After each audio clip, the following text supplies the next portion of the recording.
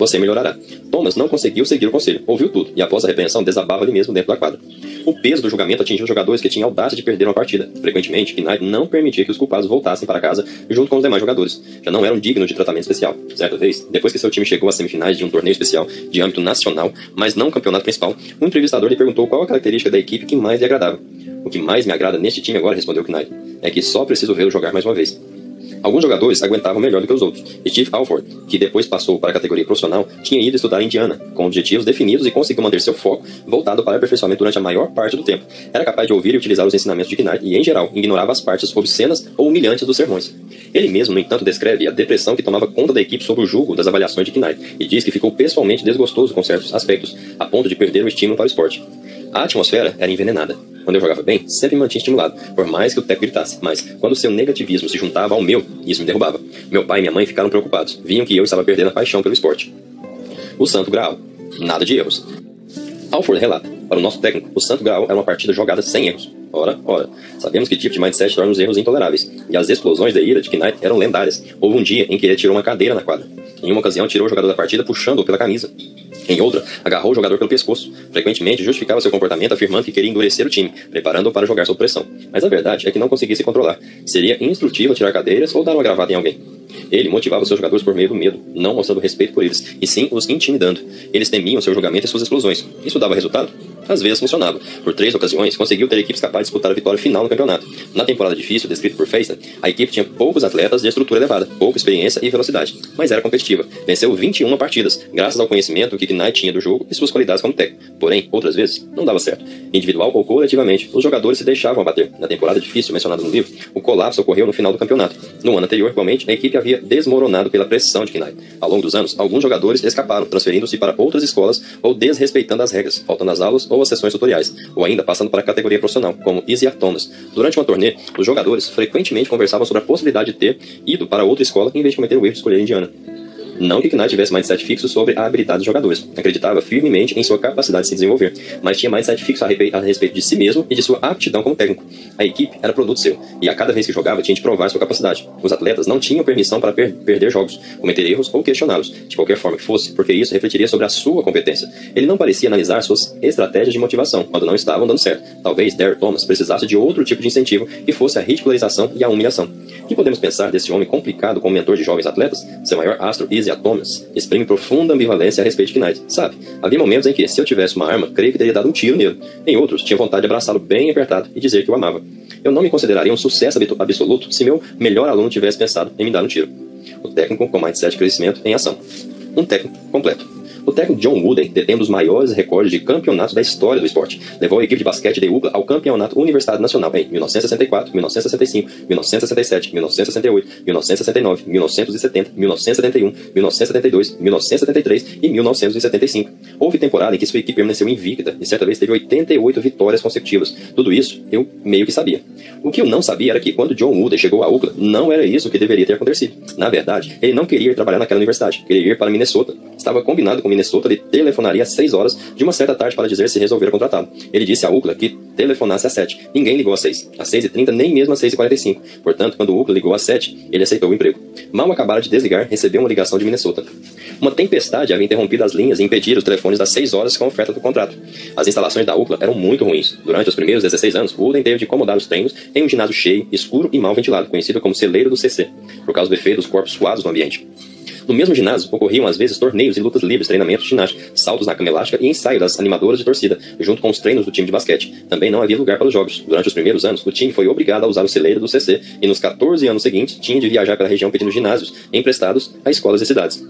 Havia também o problema dos jogadores. Ao dirigir o primeiro treino, Wooden ficou arrasado. Eram tão ruins que ele teria desistido do emprego se tivesse encontrado uma maneira digna de desistir. A imprensa havia anunciado, previsivelmente, que seu time ficaria em último lugar na divisão, mas Wooden começou seu trabalho. E aquela equipe, risível, não ficou em último. Venceu o campeonato de divisão com 22 vitórias e 7 derrotas na temporada. No ano seguinte, disputou as finais do Campeonato Nacional Universitário. O que Wooden deu para eles? Treinamento constante nas habilidades básicas, condicionamento e o mindset de crescimento. o santo graal, preparação total e esforço total. Wooden não é complicado. É sábio e interessante, mas não é complicado. É simplesmente um homem direto, com mindset de crescimento, que vive de acordo com a seguinte regra: você tem de se dedicar diariamente para se tornar um pouco melhor. Quando você se dedica à tarefa de se tornar um pouco melhor todos os dias durante certo período, você se torna muito melhor. Ele não exigia jogos sem erros, não exigia que seus jogadores jamais perdessem, pedia-lhes preparação total e esforço total. Ganhei? Perdi? Essas são as perguntas erradas. A pergunta correta é: eu me esforcei ao máximo? Se for assim, diz ele, pode-se marcar menos pontos, porém jamais perder. Não era uma pessoa fraca, não tolerava falta de empenho. Se os jogadores fizessem corpo mole durante o treino, ele apagava as luzes e dizia: senhores, o treino acabou. Haviam pedido a oportunidade de me melhorar naquele dia. Tal como Delay, Wooden dedicava tempo e atenção idênticos a todos os seus jogadores, independentemente das qualidades demonstradas inicialmente. Eles, por sua vez, se entregavam completamente e progrediram. Eis o que Wooden disse sobre 2 jogadores novos a chegarem à UCLA. Observei cada um a fim de ver como jogavam e pensei: meu Deus, se esse camarada puder dar uma contribuição ao nosso jogo, é porque nossa equipe deve ser mesmo muito ruim. Mas o que eu não via era o que aqueles rapazes tinham dentro de si. Ambos deram absolutamente tudo o que eram capazes de dar e se tornaram titulares, sendo um deles o pivô de uma das equipes campeãs nacionais. Wooden respeitava igualmente todos os jogadores. Há um costume de não se usarem mais os números das camisas de alguns grandes jogadores em homenagem à categoria deles. Enquanto Wooden foi técnico, nenhum número deixou de ser usado. Embora ele tivesse contado com alguns dos melhores atletas de todos os tempos, como Kareem Abdul-Jabbar e Bill Walton, mais tarde, quando os números deles foram retirados das camisas da equipe, ele discordou. Outros jogadores também usaram aqueles números. Alguns deles deram tudo de si. A camisa e o número nunca pertencem a apenas um jogador, por mais extraordinário ou grande astro que ele possa ter sido. Isso vai contra o próprio conceito de equipe. Espera um pouco. O negócio dele era ganhar jogos. Não será sensato usar os jogadores de talento e dar menos importância aos de segunda classe? Bem, ele não fazia jogar de maneira igual, mas dedicava-se a todos da mesma forma. Por exemplo, ao receber um novato no mesmo ano em que Bill Walton chegava, disse-lhe que, nas partidas oficiais, ele não entraria na quadra com muita frequência, por causa de Walton.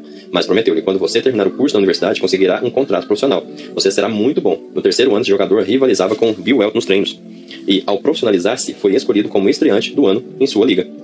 Preparar jogadores para a vida. Seria Wooden um gênio, um mágico capaz de transformar jogadores medíocres em campeões? Na verdade, ele confessa que, em termos de tática e estratégias do jogo de basquete, não se considerava mais do que mediano. O que sabia fazer era analisar e motivar seus jogadores. Com essa capacidade, ele conseguia ajudá-los a realizar seu potencial, não somente no basquete, mas também na vida, coisa que, para ele, era ainda mais recompensadora do que ganhar os jogos.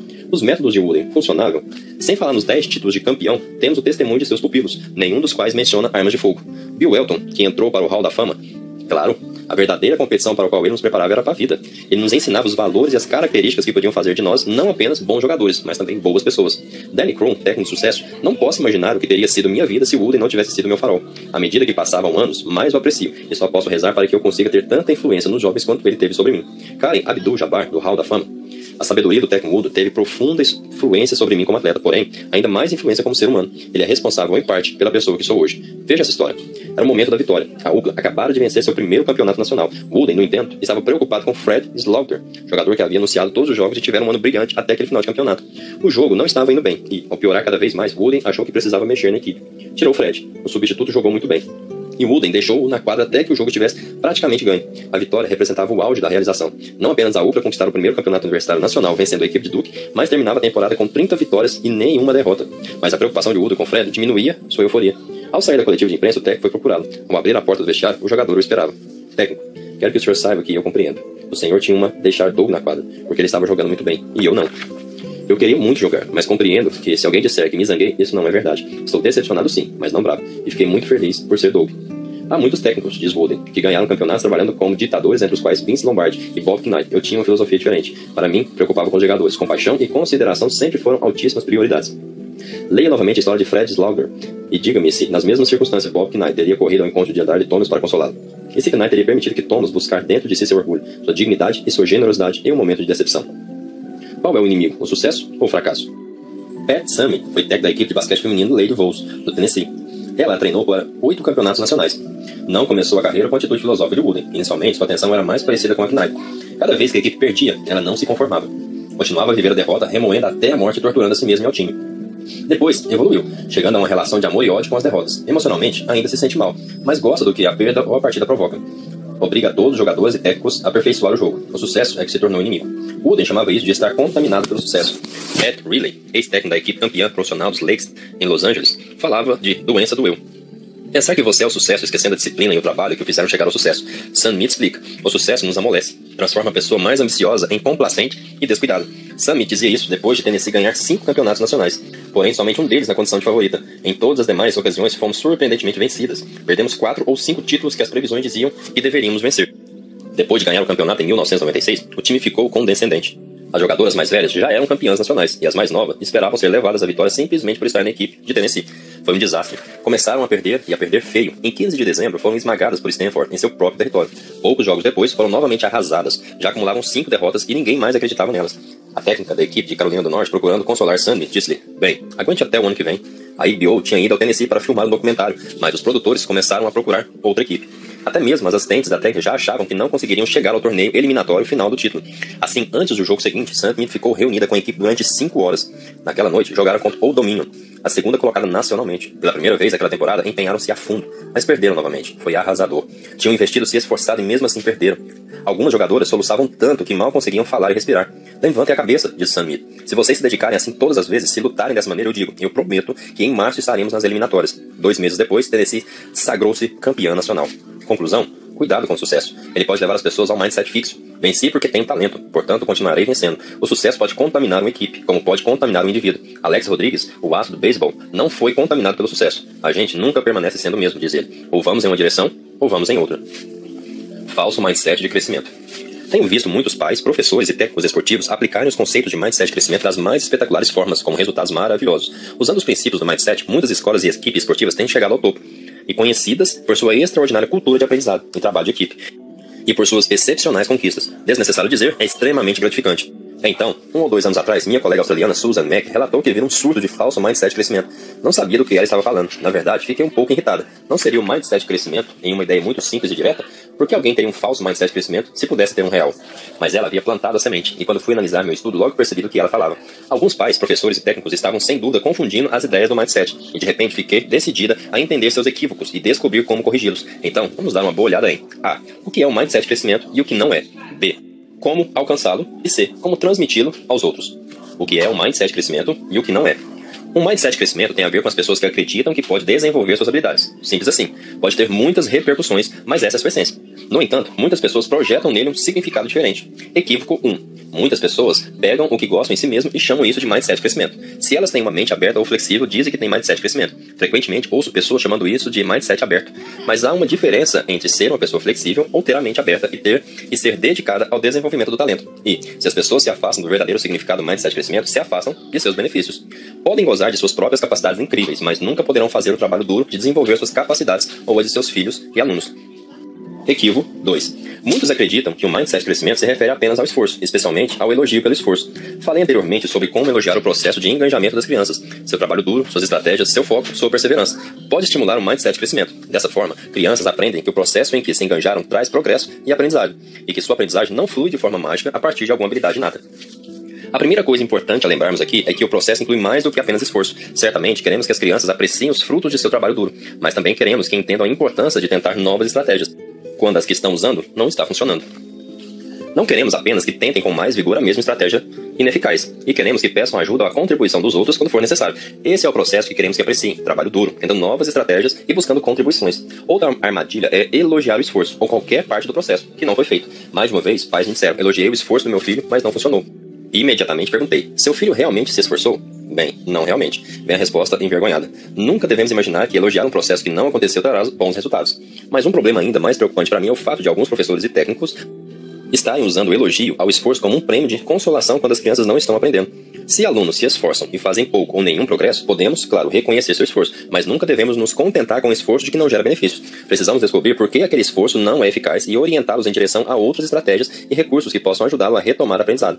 Recentemente, alguém me perguntou: o que não deixa você dormir à noite? O que não deixa você dormir à noite? Eu respondi: o receio de que a noção de mindset seja usada para fazer crianças se sentirem bem quando não estão aprendendo, exatamente como o fracassado movimento da autoestima. O mindset de crescimento se destina a ajudar as crianças a aprender, não a encobrir o fato de que não estão aprendendo.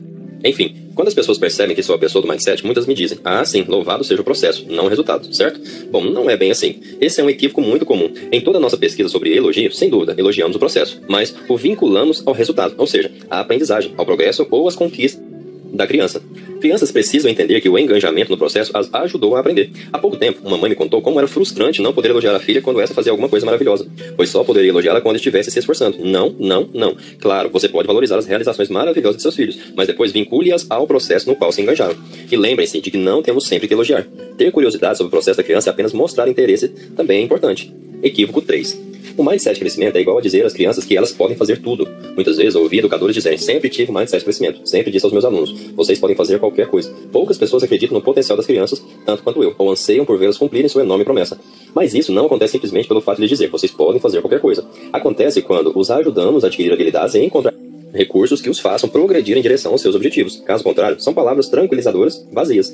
Depositam os ônus inteiramente no aluno e podem fazer com que ele se sinta um fracassado se não alcançar seus objetivos. Uma palavra final sobre depositar o ônus no aluno é de partir o coração saber que alguns educadores e técnicos repreendem crianças por terem mindset fixo, gritam com elas ou as criticam por não demonstrarem qualidades no mindset de crescimento. Observe que esses adultos estão se isentando da responsabilidade, não apenas do ensino do mindset de crescimento, mas também de aprendizagem da criança. Não posso ensinar a esse aluno, ele tem mindset fixo. Sejamos muito claros aqui. Nós, como educadores, devemos levar a sério a nossa responsabilidade de criar ambientes favoráveis ao mindset de crescimento, nos quais as crianças se sintam seguras, entendam que acreditamos em seu potencial de desenvolvimento e saibam que estamos totalmente dedicados a colaborar com elas em sua aprendizagem. Nossa função é ajudar as crianças a prosperar e não encontrar razões porque não conseguem. Como desenvolver um verdadeiro mindset de crescimento? Você não adquire um mindset de crescimento por proclamação. Você se move em sua direção como se fosse uma jornada. Porque o mindset de crescimento ganhou força e se tornou a forma correta de pensar. Cada vez mais pessoas alegam tê-lo. Talvez faça sentido. Não queremos nos ver como pessoas esclarecidas que ajudam crianças a desenvolver todo o seu potencial. Um renomado educador me disse que havia se tornado politicamente incorreto para educadores até mesmo falar, e talvez até mesmo pensar, sobre ter um mindset fixo em qualquer área. E um diretor de escola me disse que recentemente, quando fazia pequenas sugestões a uma professora, ela olhou para ele indignado e disse: você está insinuando que eu tenho um mindset fixo? Embora, para simplificar, eu tenha dito que algumas pessoas têm um mindset de crescimento e outras têm um mindset fixo, na verdade, todos nós somos uma mistura dos dois. Não há como negar. Às vezes, estamos em um mindset e em outra, estamos em outro. Então, nossa tarefa se torna entender o que desencadeia nosso mindset fixo. Quais são os eventos ou situações que nos levam a um lugar onde sentimos, ou outras pessoas, que nossas habilidades são fixas? Quais são os eventos ou situações que nos levam a um estado de julgamento em vez de desenvolvimento? O que acontece quando nossa persona de mindset fixo se revela? O personagem dentro de nós que nos faz evitar desafios e nos repreende quando fracassamos em algo? Como nos sentimos? O que isso nos faz pensar e como nos faz agir? Como esses pensamentos, sentimentos e ações afetam a nós e aqueles que nos rodeiam? E mais importante, o que podemos fazer ao longo do tempo para que essa persona não interfira no nosso crescimento e no dos nossos filhos? Como podemos convencer essa persona com o mindset fixo a aceitar os objetivos que brotam de nosso mindset de crescimento?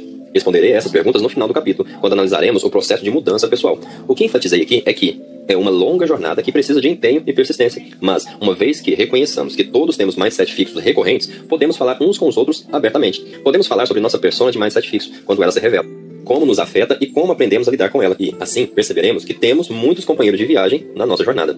Como transmitir um mindset de crescimento? Você poderia pensar que, uma vez que adultos têm um mindset de crescimento mais presente, eles automaticamente o passariam para as crianças. É o que nós pensamos. Mas não o que descobrimos. Muitos adultos não transmitem seus mindset de crescimento. Como é possível? Vamos começar olhando para os resultados.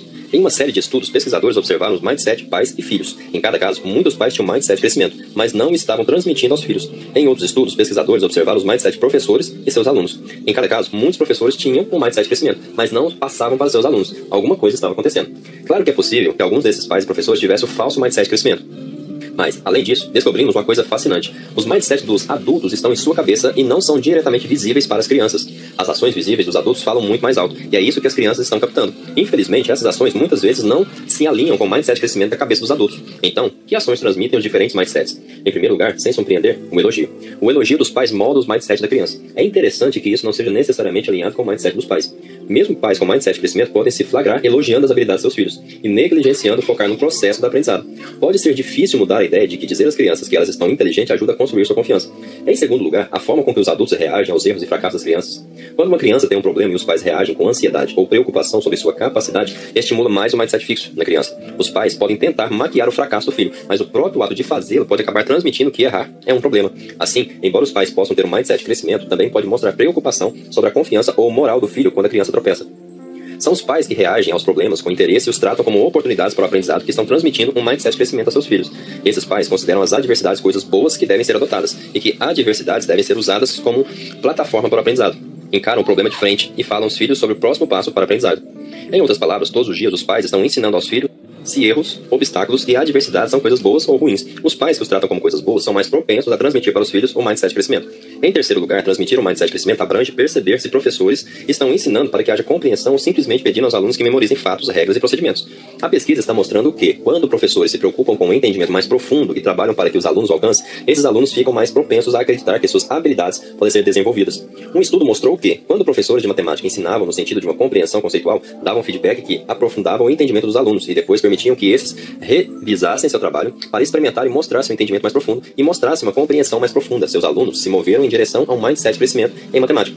Eles acreditaram que poderiam desenvolver sua capacidade matemática básica. Por outro lado, quando professores pensavam a matemática apenas como um conjunto de regras e procedimentos para memorizar, podiam enfatizar a importância do esforço e da persistência, mas os alunos não conseguiam sentir suas habilidades se desenvolvendo e não se moviam em direção ao mindset de crescimento.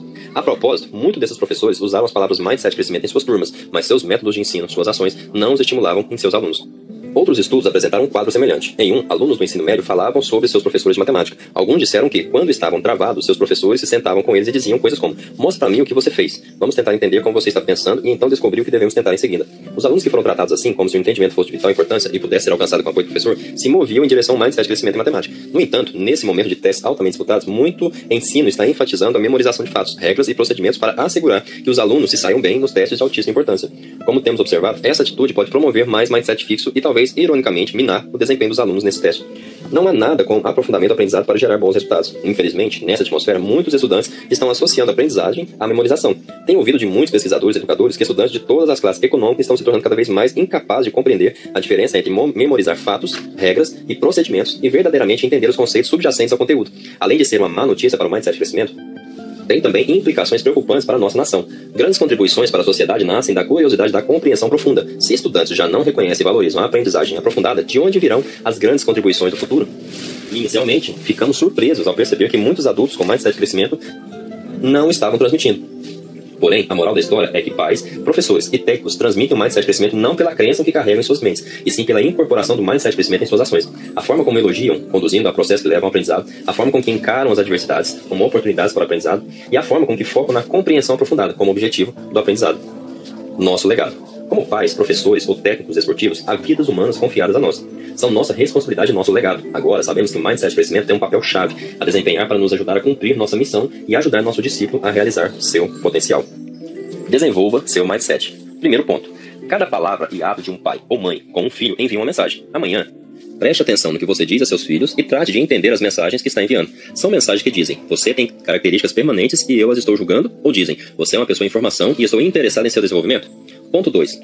Como você faz elogios? Lembre-se de que elogiar a inteligência ou o talento de uma criança, embora seja tentador, manda uma mensagem de mindset fixo, torna mais frágeis a confiança e a motivação delas. Em vez disso, trate de focalizar os processos que utilizaram, suas estratégias, esforço ou escolhas. Pratique elogiar os processos em suas interações com seus filhos. Ponto 3. Observe e ouça-se quando seu filho faz uma coisa errada. Lembre-se de que a crítica construtiva é uma informação que permite a criança consertar alguma coisa. Não é uma informação que simplesmente rotula ou desculpa a criança. No fim de cada dia, anote as críticas construtivas e os elogios do processo que tiver feito a seus filhos. Ponto 4. Os pais frequentemente estabelecem objetivos para as crianças procurarem atingir. Lembre-se de que ter talento nato não é um objetivo, mas expandir a capacidade e o conhecimento é. Preste muita atenção aos objetivos que estabelecer para seus filhos. Ponto 5. Se você for professor, lembre-se de que abaixar os padrões não aumenta a autoestima dos alunos. Elevar os padrões é um pouco, a menos que os estudantes tenham os meios para alcançá-los. O mindset de crescimento nos fornece uma maneira de estabelecer padrões elevados e permitir que os alunos os atinjam. Procure apresentar os pontos da matéria numa estrutura construtiva, dando aos estudantes informações sobre o processo. Acho que você gostará do resultado. Ponto 6. Você costuma pensar em seus alunos mais lentos como crianças que jamais conseguiram aprender bem? Eles se consideram permanentemente burros? Em vez disso, procure imaginar por que eles não compreendem e quais as estratégias de aprendizado que não possuem. Lembre-se de que os grandes professores acreditam em crescimento do talento e do intelecto e são fascinados pelo processo de aprendizado. Ponto 7. Você é um técnico esportivo com mindset fixo? Pensa principalmente em sua própria história profissional e em sua reputação? É intolerante aos erros? Procura motivar seus jogadores por meio de julgamentos? Talvez seja isso que está travando seus atletas. Procure usar o mindset de crescimento em vez de exigir jogos sem erros. Peça entrega total e esforço total em vez de julgar os atletas. Dê a eles o respeito e o apoio de que necessitam para se desenvolver. Ponto 8. Como pais, professores e técnicos esportivos, nossa missão é desenvolver o potencial das pessoas. Vamos utilizar todas as lições de mindset de crescimento e tudo mais que for possível para realizar essa missão. Capítulo 8, parte 1. Mudança de mindset. O mindset de crescimento se baseia na crença na mudança, e a parte mais gratificante de meu trabalho é observar as pessoas mudarem. Nada melhor do que ver as pessoas encontrarem os caminhos para chegar àquilo a que dão valor. Este capítulo trata de crianças e adultos que conseguiram encontrar a maneira certa de utilizar suas habilidades e de como todos nós somos capazes de fazer o mesmo. a natureza da mudança. Eu estava no meio da primeira série quando minha família se mudou. De repente, me vi em uma nova escola. Tudo era desconhecido para mim. A professora, os alunos e o estudo. Era o estudo que me aterrorizava. A turma estava adiantada em relação à minha classe anterior, ou pelo menos assim me parecia. Os alunos escreviam letras que eu ainda não haviam aprendido. E havia uma maneira de fazer as coisas que todos pareciam conhecer, menos eu. Assim, quando a professora disse: meninos, escrevam seus nomes no papel no lugar certo, eu não tinha ideia do que devia fazer. Por isso, chorei. Todos os dias surgiam coisas que eu não sabia fazer. A cada vez eu me sentia perdido e impotente. Porque eu não disse à professora: senhora Carmen, ainda não aprendi isso. Pode me ensinar? Em outra ocasião, quando eu era pequena, meus pais me deram dinheiro para que eu fosse ao cinema com um adulto e um grupo de crianças. Quando eu virei a esquina para chegar ao lugar combinado para o encontro, vi, no fim do quarteirão, que já estavam indo. Em vez de correr atrás deles e gritar: esperem por mim! Fiquei parada, apertando nas mãos os níqueis e vendo-os desaparecer na distância. Por que não procurei detê-los ou alcançá-los? Por que aceitei a derrota antes de tentar uma tática simples? Sei que em meus sonhos sempre escutei façanhas mágicas ou sobre-humanas diante dos perigos. Guardo até hoje uma foto minha vestida com a capa do super-homem que eu mesmo fiz. Por que na vida real não fui capaz de fazer uma coisa simples como pedir auxílio ou gritar para que me esperassem? Em meu trabalho, vejo muitas crianças pequenas assim, crianças inteligentes, que aparentemente são desembaraçadas e que ficam paralisadas com os percalços. Em alguns de nossos estudos, bastaria que fizesse uma coisa simples para que tudo melhorasse. Mas não fazem. São crianças com mindset fixo. Quando as coisas vão mal, elas se sentem impotentes e incapazes. Mesmo hoje, quando alguma coisa não dá certo ou algo promissor parece estar me escapando, ainda tem uma sensação passageira de impotência. Isso significa que não mudei? Não. Significa que a mudança não é como uma cirurgia. Mesmo quando mudamos, as antigas crenças não são extirpadas, como se fossem uma articulação danificada, as substituídas por outras melhores. Em vez disso, as novas crenças tomam seu lugar ao lado das antigas e, à medida que se tornam mais fortes, nos trazem uma forma diferente de pensar, sentir e agir. As crenças são a chave da felicidade e da infelicidade. Na década de 1960, o psiquiatra Aaron Beck trabalhava com seus clientes quando, de repente, percebeu que os problemas deles eram causados por suas crenças. Justamente antes de sentir uma onda de ansiedade ou de depressão, alguma coisa passava rapidamente por suas mentes. Poderia ser: o Dr. Beck acha que sou incompetente, ou essa terapia jamais funcionará, nunca vou me sentir bem. Esses tipos de crenças causavam sensações negativas. Não apenas nas sessões de terapia, mas também em suas vidas. Não eram crenças das quais as pessoas geralmente tivessem consciência, mas Beck descobriu que poderia ensinar essas pessoas a prestar atenção e ouvi-las. Descobriu também que poderia ensiná-las a trabalhar com essas crenças e modificá-las. Assim, nasceu a terapia cognitiva, uma das formas de tratamento mais eficazes já desenvolvidas. Quer perceber, quer não, as pessoas mantêm uma espécie de registro permanente das coisas que lhe acontecem, do que elas significam e do que deveriam fazer. Em outras palavras, nossas mentes estão constantemente observando e interpretando. É assim que os mantemos conscientes. Às vezes, porém, o processo de interpretação fica perturbado. Algumas pessoas interpretam a forma mais extrema coisas que acontecem e em seguida reagem com sentimentos exagerados de ansiedade, depressão ou raiva. Ou então, de superioridade. Os mindsets vão mais longe. Os mindsets dão uma estrutura ao registro que ocorre na cabeça das pessoas, orientam todo o processo de interpretação. O mindset fixo cria um monólogo interno focalizado no julgamento. Isso significa que sou um fracassado. Isso significa que sou melhor do que eles. Isso significa que não sou bom marido. Isso significa que meu parceiro é egoísta. Em diversos estudos, investigamos a maneira pela qual as pessoas com mindset fixo tratam a informação que recebem. Descobrimos que avaliam como veemência cada elemento da informação. Uma coisa boa leva a um rótulo altamente positivo, e uma coisa ruim leva a um rótulo altamente negativo. As pessoas de mindset de crescimento também observam constantemente o que acontece, mas seu monólogo interno não trata de julgar a si mesma e aos demais dessa maneira. Sem dúvida, são sensíveis a informações positivas e negativas, mas estão afinadas com suas implicações para o aprendizado e a ação construtiva. O que posso aprender com isso? Como posso me aperfeiçoar? Como posso ajudar meu parceiro a fazer melhor? Ora, basicamente, a terapia cognitiva ensina as pessoas a refrear seus julgamentos extremos e a torná-los mais razoáveis. Por exemplo, suponhamos que a Lana se dá mal numa prova e chega à conclusão de que sou burra. A terapia cognitiva a ensinaria a olhar os fatos de maneira mais positiva, perguntando quais são as provas que sustentam ou negam sua conclusão. Depois de investigar, a Lana poderá ser capaz de compilar uma longa lista de situações passadas nas quais se mostrou competente e poderá então afirmar: acho que não sou tão incompetente quanto pensava. Ela pode ser também estimulada a pensar em outras razões, diferentes da burrice, pelas quais fez uma má prova, e isso pode matizar seu julgamento negativo. A Lana aprende então a fazer isso sozinha, para que quando vier a se julgar negativamente no futuro, possa refutar o julgamento e se sentir melhor. Dessa maneira, a terapia cognitiva ajuda as pessoas a fazer julgamentos mais realistas e mais otimistas, porém, não as tira do mindset fixo e do mundo dos julgamentos. Não ataca a premissa básica, a ideia de que as características são fixas, que as faz se avaliarem constantemente. Em outras palavras, não as escolta da estrutura de julgamento até a de crescimento. Esse capítulo trata de como mudar o que ocorre no interior de nossas mentes, passando de um monólogo de julgamento a outro orientado para o crescimento. Conferências sobre mindsets. O simples fato de tomar conhecimento do mindset de crescimento é capaz de causar uma grande mudança na forma pela qual as pessoas pensam em si mesmas e em suas vidas. Por isso, a cada ano, em meu curso de graduação, dou aulas sobre esses mindsets, não só porque fazem parte da matéria do curso, mas também porque conheço as pressões a que estão submetidas os estudantes. A cada ano, os alunos me contam como essas ideias os modificaram em todos os aspectos de suas vidas. Eis o que disse Madge, que aspira a tornar-se escritora. Percebi que, no que se refere às minhas aspirações artísticas ou criativas, havia internalizado um mindset fixo. Achava que as pessoas eram inerentemente artísticas ou criativas e que ninguém era capaz de se aperfeiçoar por meio do esforço. Isso afetou diretamente minha vida, porque eu sempre quis ser escritora, mas tive receio de seguir curso de redação ou mostrar às outras pessoas o que escrevia. Há uma relação direta com o meu mindset, porque qualquer crítica negativa significaria que não sou genuinamente escritora. Eu tinha muito medo de me expor à possibilidade de que não tivesse talento. Natural. Agora, depois de ter ouvido suas conferências, resolvi me matricular num curso de redação criativa no próximo semestre. E acho que realmente compreendi o que estava me impedindo de desenvolver um interesse que há muito é meu sonho secreto. Sinto que essas informações realmente me deram um novo poder. O monólogo interno de médico costumava dizer: não faça isso, não entre para cursos de redação, não mostre aos outros o que escreve, não corra esse risco, seu sonho pode ficar destruído, proteja-o. Agora ele diz: faça o que as coisas acontecem, desenvolva sua capacidade, vá em busca de seu sonho. Há também o caso de Jason, o atleta. Como estudante e atleta de Colômbia, eu tinha exclusivamente um mindset fixo. Vencer significava tudo, e aprender não entrava nos meus planos. No entanto, depois de ouvir suas conferências, percebi que esse não é um bom mindset. Tenho me esforçado em aprender, enquanto participo das competições, porque compreendi que, se puder melhorar constantemente, mesmo durante os jogos, me tornarei um atleta muito melhor. O monólogo interno de Jason era: vencer, vencer, você tem de vencer. Prove-se a si mesmo, tudo depende disso. Agora observe, aprenda, cresça, torne-se melhor atleta. Finalmente, ouçam Tony, o gênio em recuperação. No ensino médio, eu costumava tirar notas muito altas com o mínimo de estudo e de sono. Passei a achar que seria sempre assim, porque era dotado de inteligência e memória extraordinárias. No entanto, depois de um ano de privação do sono, minha inteligência e minha memória começaram a deixar de ser extraordinárias. Quando passei a duvidar de meus talentos natos, dos quais minha autoestima dependia completamente, em vez de minha capacidade de concentração, minha determinação ou minha capacidade de me esforçar, entrei em uma crise pessoal que durou há poucas semanas, quando a senhora falou na aula sobre os diferentes códigos mentais. Ao compreender que muitos de meus problemas eram consequências de minha preocupação em provar a mim mesmo minha inteligência, consegui escapar do modelo autodestruidor no qual vivia. O monólogo interno de Tony passou de: sou naturalmente bem dotado, não preciso estudar, não preciso dormir, sou superior para estou perdendo minha capacidade, não consigo entender as coisas nem me lembrar de nada. Que sou agora?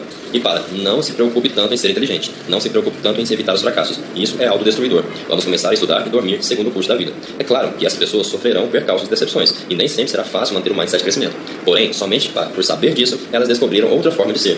Em vez de permanecerem prisioneiras de uma fantasia amedrontadora como da grande escritora, do grande atleta ou do grande gênio, o mindset de crescimento lhes deu coragem para abraçar seu próprio objetivo e sonhos. E o mais importante, lhes ofereceu uma maneira de trabalhar no sentido de torná-los uma realidade. Capítulo 8, parte 2. Um workshop sobre mindset. Como vimos, a adolescência é uma fase em que os jovens se afastam da escola. Quase é possível ouvir o tropel quando eles tratam de se distanciar o máximo possível do aprendizado. É uma época em que os estudantes enfrentam algum dos maiores desafios de suas jovens vidas, em que se avaliam profundamente, em geral, por meio do mindset fixo. Os jovens que têm esse mindset são justamente os que entram em pânico e correm em busca de abrigo, enquanto sua motivação e suas notas desmoronam. Nos últimos anos, desenvolvemos um workshop para esses alunos, a fim de lhes ensinar o mindset de crescimento e como aplicá-lo no seu trabalho na escola. Eis uma parte do que lhes dizemos. Muitos acham que o cérebro é um mistério, não sabe grande coisa sobre a inteligência e seu funcionamento. Quando refletem sobre o que seja a inteligência, pensam que as pessoas já nascem inteligentes, medianas ou burras, e que permanecem assim durante toda a vida. Mas pesquisas recentes mostram que o cérebro se parece mais com um músculo. Ele se modifica, se fortalece quando você o usa. Os cientistas têm conseguido mostrar exatamente como o cérebro se fortalece com o aprendizado. Em seguida, descrevemos como o cérebro forma nossas conexões e cresce quando as pessoas praticam e aprendem coisas novas. Quando você aprende coisas novas, aquelas minúsculas conexões no cérebro, na verdade, se multiplicam e ficam mais fortes. Quanto mais você desafia o cérebro a aprender, maiores ficam as células de seu cérebro. Nesse momento, coisas que você achava difíceis ou mesmo impossíveis, como falar uma língua estrangeira ou trabalhar com álgebra, parecem ficar fáceis. O resultado é um cérebro mais forte e mais inteligente. Depois de mostrarmos que ninguém ridiculariza os bebês nem diz que são burros porque não sabem falar, simplesmente ainda não aprenderam. Mostramos aos alunos fotos do aumento da densidade das conexões cerebrais durante os primeiros anos de vida, à medida que os bebês prestam atenção em seu mundo ou estudam aprendendo como fazer as coisas. Ao longo de várias sessões, por meio de atividades e debates, os alunos aprendem métodos de estudo e veem como aplicar as lições do mindset de crescimento em seus trabalhos escolares. Os alunos adoram aprender mais a respeito do cérebro, e os debates são muito intensos, mas recompensadores, no entanto, são os comentários feitos por eles sobre si mesmos. Vamos rever Jimmy, o aluno obstinado e desmotivado do capítulo 3. No primeiro desses workshops, ficamos surpresos ao ouvi-lo dizer, com lágrima nos olhos: a senhora quer dizer que não tenho de ser burro? Pode-se pensar que esses estudantes estejam desmotivados, mas vi que nunca deixam de se importar. Ninguém se acostuma em sentir burro. Nosso workshop, disse a Jimmy, você controla sua mente, você ajudá-la a crescer, utilizando-se dos meios certos. E, à medida que os trabalhos avançam, eis o que o professor de Jimmy afirmou a seu respeito. Jimmy, que nunca se esforça além do necessário e frequentemente não entrega os deveres de casa no prazo, ficou acordado até tarde para terminar cedo um trabalho, a fim de que eu pudesse avaliar e lhe dar a oportunidade de fazer uma revisão. Tirou nota acima de 7 nessa tarefa. Ultimamente vinha tirando 5 ou menos. A propósito, os professores não estavam querendo ser gentis conosco, dizendo-nos o que gostaríamos de ouvir. Eles não sabiam quais alunos estavam em nosso workshop sobre o mindset de crescimento. Isso porque estávamos realizando outro workshop, que se reunia com a mesma frequência do primeiro e ensinava ainda mais técnicas de estudo aos alunos. Estes recebiam idêntica atenção pessoal de professores particulares que os apoiavam, mas não aprendiam o mindset de crescimento e a maneira de aplicá-lo. Os professores não sabiam quais eram os alunos que frequentavam um ou outro workshop, mas, mesmo assim, escolheram Jimmy e muitos dos que assistiam àquele que tratava do mindset de crescimento para informar que haviam notado mudanças reais em sua motivação para aprender e se aperfeiçoar. Ultimamente, notei que alguns alunos passaram a ter maior interesse em sua melhoria. Resposta: estava com um desempenho abaixo dos padrões normais. Aprendeu a reconhecer a melhora de suas notas, que passaram de 5.2 a 4.6 e 4.9 a 6.7 e 7.1. Ele considerou importante seu aperfeiçoamento em matemática. As notas de M estavam muito abaixo da média. Durante as últimas semanas, ela me pediu voluntariamente ajuda durante a hora do almoço, a fim de melhorar seu desempenho nas provas. As notas dela melhoraram drasticamente e passaram do nível de reprovação para 8,4 na prova mais recente. Notam-se mudanças positivas na motivação e no comportamento de K e J. Eles passaram a se esforçar de maneira constante. Diversos estudantes participaram voluntariamente de aulas particulares dadas por alguns colegas durante o período de almoço ou depois do horário escolar. Alunos como N e S estavam com a nota mínima para aprovação ao pedirem ajuda extra e sentiram-se motivados pela simples perspectiva de melhoria. Estávamos ansiosos por ver de maneira o workshop repercutiria nas notas dos alunos, e com a permissão deles, tivemos acesso às suas notas finais do semestre. Examinamos especificamente as notas em matemática, porque refletiam o aprendizado real de conceitos novos e desafiadores. Antes dos workshops, as notas dos alunos de matemática haviam caído bastante, mas depois, imagine, as notas dos que tinham frequentado o workshop sobre mindset e crescimento mostravam um nível maior. Estavam tendo um desempenho visivelmente melhor do que os que tinham frequentado o outro workshop. O workshop sobre mindset e crescimento, que durou somente 8 sessões, teve um grande impacto. Esse simples ajuste das crenças dos estudantes pareceu libertar seu poder mental e inspirá-lo a trabalhar melhor e obter resultados. Claro, estavam com uma escola cujos professores eram sensíveis à demonstração de maior motivação e estavam dispostos a se esforçar mais para ajudá-lo a aprender. Mesmo assim, esses resultados mostram a importância da mudança de mindset. Os alunos que frequentaram o outro workshop não melhoraram. Apesar das 8 sessões de treinamento em técnicas de estudo e outras coisas úteis, não mostraram progresso. Como não haviam aprendido a considerar suas mentes de maneira diferente, não tinha motivação para colocar em prática essas técnicas. O workshop do Mindset e Crescimento deu aos estudantes a possibilidade de dominar seus cérebros, livres do jugo do mindset fixo. Jimmy e outros como ele puderam utilizar seu intelecto com mais liberdade e amplitude. Cerebrologia. O problema do workshop era que, para funcionar bem, exigia uma grande equipe. Isso não seria possível em larga escala. Além disso, os professores não estavam diretamente envolvidos. Eles teriam um papel importante para manter o progresso dos estudantes. Por isso, resolvemos transpor nosso workshop para módulos interativos de computador e deixar que os professores orientassem suas aulas por meio dos módulos. Com os conselhos de especialistas em educação, mídias e cérebro, desenvolvemos o programa da Brainlogy, ou Cerebrologia. O programa apresenta figuras animadas, Chris e Darlia, bons alunos da 7ª série, mas que têm problemas com seu desempenho na escola. Darlia tem dificuldades com o idioma espanhol e Chris com matemática. Ambos visitam o laboratório Dr. Cérebros, cientista cerebral um tanto louco, que lhes ensina tudo a respeito do cérebro, inclusive como tratar dele e nutri-lo. Ele ensina o que fazer para atingir o máximo desempenho do cérebro, para dormir o suficiente, comer os alimentos corretos e usar boa estratégia de estudo. E mostra de que forma o cérebro expande o seu potencial. À medida que eles aprendem durante todo o programa, os estudantes veem como Chris e Darlia aplicam essas lições a seu trabalho escolar. As partes interativas permitem que os alunos façam experiências cerebrais, ver vídeos de estudantes de verdade com seus problemas e estratégias de estudo, recomendar planos de estudo para Chris e Darlia e manter um diário do seu próprio problema e planos de estudo. Eis o que disseram alguns dos alunos da 7ª série sobre as mudanças operadas nele pelo programa. Depois da cerebrologia, vejo as coisas de maneira diferente. Agora, minha atitude em relação às matérias em que tenho dificuldade é que me esforço mais para estudar e dominar as técnicas. Tenho usado muito tempo de maneira mais inteligente, estudando todos os dias e revelando as anotações que fiz. Estou realmente contente por haver participado do programa, porque aumentou meu conhecimento a respeito do cérebro. Mudei de ideia sobre o funcionamento do cérebro e estou fazendo a coisa de maneira diferente. Vou me esforçar mais porque sei que quanto mais nos esforçamos, mais o cérebro trabalha. Tudo o que posso dizer é que a cerebrologia mudou minhas notas. Bon voyage. O programa de cerebrologia fez com que eu mudasse a maneira pela qual trabalho, estudo e faço os deveres escolares. Agora que sei como funciona meu cérebro e o que acontece quando eu aprendo. Obrigado por nos fazer estudar mais e nos ajudar a desenvolver nosso cérebro. Eu realmente consigo imaginar meus neurônios crescendo à medida que fazem mais conexões. Vários professores nos disseram que alunos anteriormente indiferentes agora falavam a linguagem da cerebrologia. Por exemplo, havíamos ensinado a eles que, quando estudassem bem e aprendessem alguma coisa, isso seria transferido para um depósito temporário, memória ativa, para outro mais permanente, memória de longo prazo. Eles agora diziam uns aos outros: desculpe, isso não está na minha memória de longo prazo. Creio que estava utilizando somente minha memória ativa. Os professores nos diziam que os alunos agora se prontificavam mais a praticar, estudar, tomar notas e prestar atenção, a fim de certificar-se de que as conexões dos neurônios seriam feitas. Um estudante nos disse: sim, o programa de cerebrologia ajudou muito. Cada vez que penso em não estudar, procuro recordar os benefícios que traria ao meu cérebro se estudasse. Os professores também mudaram. Não apenas contavam os benefícios que seus alunos tinham tido, mas também falavam das coisas que eles passaram a perceber. Afirmaram especialmente que a cerebrologia era essencial para compreender que todos os estudantes são capazes de aprender, até mesmo os que lutam com a matemática e o autocontrole. Tenho de ser mais paciente, porque para aprender são necessários muito tempo e prática. O cérebro funciona assim. Cada pessoa aprende de maneira diferente. A cerebrologia nos ajudou a saber como ensinar diversos tipos de aprendizado. Nosso workshop foi levado a crianças em 20 escolas. Algumas confessaram sua descrença inicial. No começo, achava que era apenas uma brincadeira, que um desenho animado, mas passei a prestar atenção e comecei a fazer o que me aconselhava. Ao final, quase todas as crianças obtiveram benefícios significativos. Algo mais sobre a mudança. É fácil ou difícil mudar? Até agora, parece coisa simples, mas só o fato de saber que existe o mindset de crescimento pode, às vezes, mobilizar as pessoas para que enfrentem os desafios e perseverem. Outro dia, uma de minhas ex-alunas de graduação me contou uma história. Primeiro, no entanto, é preciso dar uma explicação. Em meu campo de atividade, quando você apresenta um estudo para publicação, isso em geral representa vários anos de trabalho. Alguns meses depois, você recebe a apreciação crítica, umas 10 páginas em espaço simples. Se o editor achar que o estudo tem algum potencial, ele o convida a revisá-lo antes de enviar novamente, desde que você considere cada uma das críticas.